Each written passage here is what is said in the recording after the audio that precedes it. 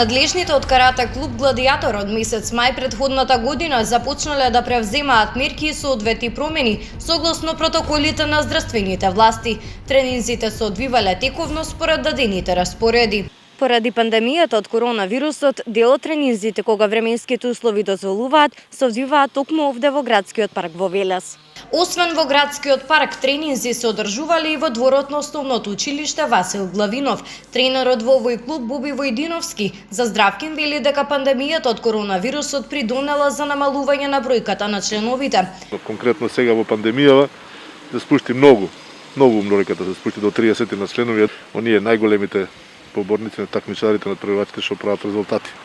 Но и покрај предизвиците на коронавирусот, каратистите од овој клуб се стекнале со бројни награди, признанија и освоени медали. Ние како Карате федерација успеавме да направиме 2 државни првенства, и на тие државни првенства сериозен настап на Карате клуб Гладиатор, што веќе стана традиција и препознатлив дел. Имаме 7 номинации, 2 во сениорска. Мартина Арсовска е втора сениорка од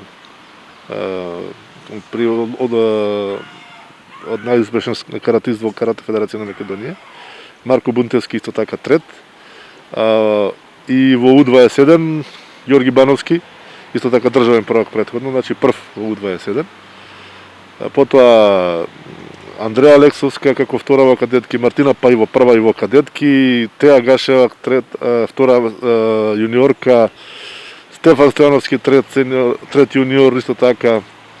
Значи, да не речам, преполно од Гладиатор, дури 7.